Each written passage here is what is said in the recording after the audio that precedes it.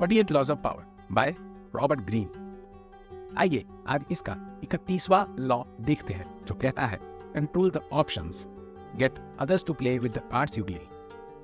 मतलब कि अपने प्रतिद्वंदी को उतने ही विकल्प दो कि उसे ऐसा आभास हो कि वो अपनी चालें चल रहा है, किंतु वो आपकी चालें चल रहा होता है। इससे पहले कि 30 लॉज ऑलरेडी डिस्कस किए जा चुके हैं और उनसे जुड़े हुए वीडियोस आप इसी प्लेलिस्ट के अंदर ऊपर देख सकते हैं। अगर आप चैनल पर नए आए हैं तो कृपया चैनल को सब्सक्राइब जरूर करें। चलिए चलते हैं उन कहानी के अंदर जो इस लॉ को सपोर्ट करते हैं।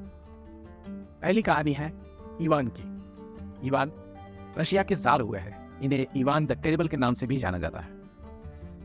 ये बहुत ही आतताई थे इनके ऊपर।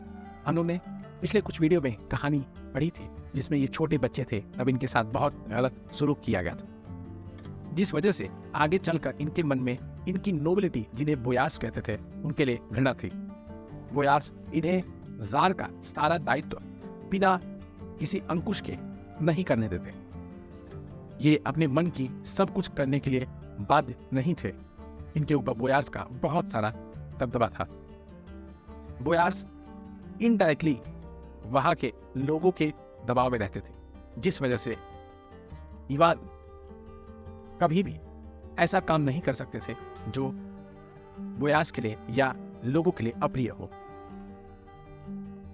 इसलिए इवान ने एक अच्छी चाल चली। उन्होंने अपनी राजगद्दी को त्याग दिया और वो अपने पुश्तैनी गांव में जाके अपने घर में बैठ गया। उन्होंने जन ऐलान कर दिया कि अब वो जार की पदवी खाली करते और अब उन्हें यहां नहीं सुशोभित करना।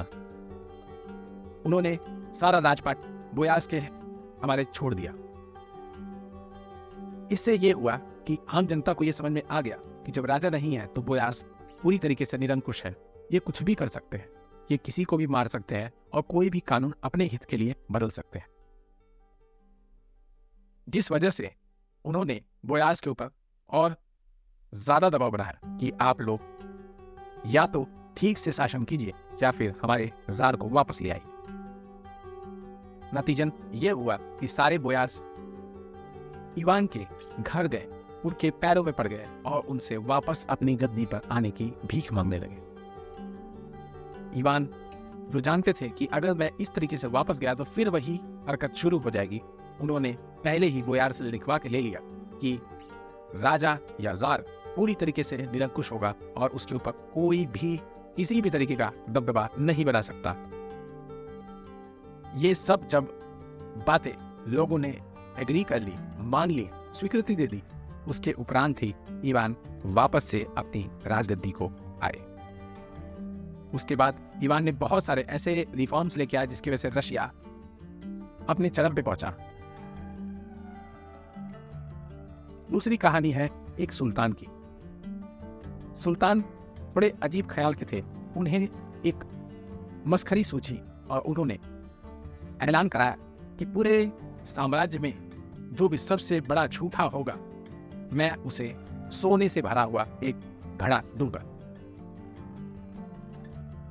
इस वजह से दूर दराज से लोग आने लगे और अपनी कहानियां, अपनी झूठ की कहानियां, अपनी झूठी झूठी बातें या अगर कोई भी झूठी होती बात वो सुल्तान को सुनाते।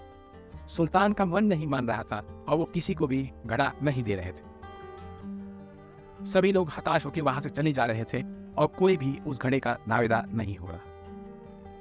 काफी दिन ऐसे बीतते रहे और सुल्तान क्रोधित भी हो जाते कि कोई भी मेरे साम्राज्य में मेरे इस शर्त का पालन नहीं कर पा रहा। फिर भी सुल्तान रोज काफी लोगों को इसी तरीके से सुनते रहते। फिर एक दिन उनके दरबार में एक भिखारी आया। भिखारी बहुत ही फटे पुराने कपड़ों के साथ आया था और बहुत ही गरीब लग रहा था। उसने द्वारपाल से कहा कि राजा को बोलो या सुल्तान को बोलो कि फला आदमी आया है जो जिसका आप ऋणी हो। सुल्तान ने उसे तत्काल अंदर बुलाया और पूछा कि कौन सी ऐसी चीज है जो मैंने तुमसे ली थी। उस भिखारी ने कहा कि एक बार आपने मेरा सोने का सेब चुरा लिया था वो आप मुझे कृपया लौटा दीजिए। इस पे सुल्तान ने कहा, तुम तो बहुत बड़े झूठे हो, आपके ऐसा झूठा तो मैंने कहीं देखा नहीं। मैं क्यों तुम्हारा सेब चुराने लगा, और वो भी सोने का? तुम्हारे पास कहां से आया सोने का सेब? इस पर भिखारी ने कहा कि अगर मैं इतना बड़ा झूठा हूं तो मेरा सोने का घड़ा वापस कर दो, और अगर ये बात सत्य है तो मेरा सोने का सेब वापस कर दो। राजा दोनों तरफ से दुविधा में फंस गए और उन्होंने अंततः सोने से भरा हुआ घड़ा उस भिखारी को दे दिया। एक और कहानी जो मैंने अपनी तरफ से डाली है वो है श्री कृष्ण जी की। श्री कृष्ण जी ऐसी ऐसी लीलाएं रचते कि लोग समझते कि वो, यानी कि जो इंसान है वो कुछ अच्छा कर रहे हैं या वो सारी की सारी हरकतें कर रहे हैं, किंतु किसी को ये समझ में नहीं आता कि ये सारी लीलाएं तो लीलाधर कर रहे हैं। श्री कृष्ण जी हर एक आगे के 10 कदम को पहले से ही भाप जाते हैं और उसके लिए तैयारी पहले से रखते। इसी प्रकरण में एक कहानी है जिसमें श्री कृष्ण एक बार अपने कमरे में सो रहे थे और महाभारत का युद्ध बस निकट ही आ चुका था। वो सो रहे थे, तभी उनके पास दुर्योधन आया। दुर्योधन आया, उसने देखा कि श्री कृष्ण जी सो रहे हैं तो वो उनके सिर के पास एक कुर्सी पर बैठ गया। थोड़ी देर बाद वहां पर अर्जुन आया। अर्जुन ने श्री कृष्ण जी को सोते हुए पाया तो वो उनके चरणों के पास बैठ गया और उनके चरण दबाने लगा। थोड़ी देर बाद श्री कृष्ण जागे और उन्होंने सबसे पहले अर्जुन को देखा और वो उठकर बैठ गए और बोले, अरे अर्जुन, तुम यहां कब आए?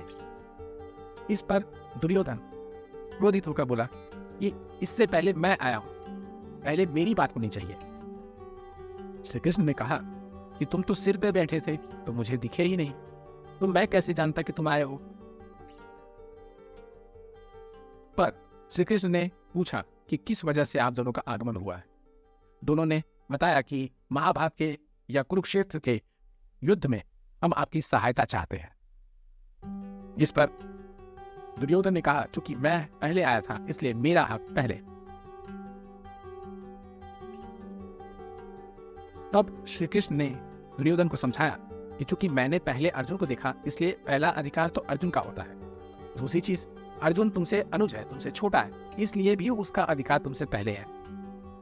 परंतु दुर्योधन नहीं माना, तो श्री कृष्ण ने अपने मन की उन्हें बात बताई।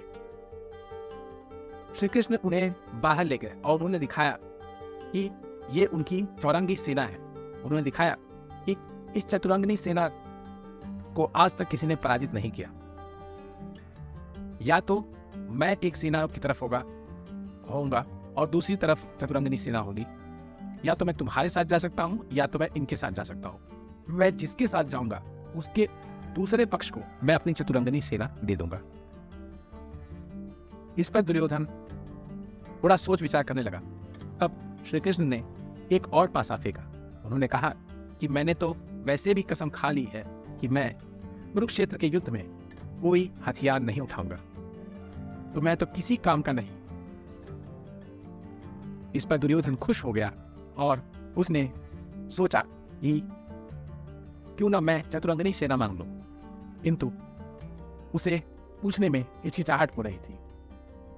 किंतु तभी अर्जुन ने आगे बढ़कर कहा कि मैं चतुरंगिनी सेना के पास अपना प्रस्ताव लेकर नहीं आया था, मैं आपके पास आया था, इसलिए मैं तो आपको ही अपने पक्ष में चाहता हूं। दुर्योधन जो इस बात से खुश हो गया, उसे यह समझ में आ गया कि चलो चतुरंगिनी सेना तो मेरे पास आ गई, सेना रहेगी तो किसी को भी परास्त कर सकते हैं, एक अकेला व्यक्ति क्या ही कर ले। वो खुशी खुशी चतुरंगिनी सेना को लेकर चला गया। किंतु वो ये नहीं जानता था कि ये श्री कृष्ण है जिन्होंने आदि अंत मध्य सब कुछ पहले से ही निर्धारित कर रखा है। वो सब जानते हैं और वो सब कुछ पहले से देख चुके हैं। वो आगे क्या होने वाला है उसकी पहले से ही तैयारी करके बैठे हैं। उन्हें सब पता है कौन किसके ऊपर हावी होगा, कौन किसके लिए लड़ रहा है। और इसी युद्ध नीति के चलते श्री कृष्ण ने न सिर्फ सारे पांडवों को बचा लिया, उन्हें मरने से बचा लिया, बल्कि कौरवों को पूरी तरीके से ध्वस्त करके खत्म करके अंततः पांडवों को हस्तिनापुर के राज सिंहासन पर भी बिठा दिया। अंत में यही वो किताब है जिसके बारे में हम पढ़ रहे हैं, the 48 laws of power by Robert Greene. इस किताब का लिंक आपको डिस्क्रिप्शन बॉक्स पे मिल जाएगा। कृपया इसे ज़रूर खरीदें और ज़रूर पढ़ें। ये बहुत ही बेहतरीन किताब है। मैं आप लोग से मिलूंगा अपने नए वीडियो में। तब तक के लिए गुड बाय। अंत में आपसे यही कहना चाहूँगा कि इस वीडियो को लाइक और अपने दोस्तों और रिश्तेदारों में शेयर कीजिए।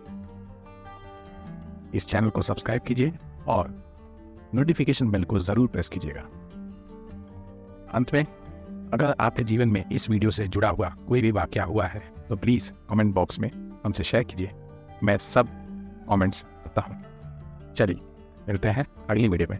बाय।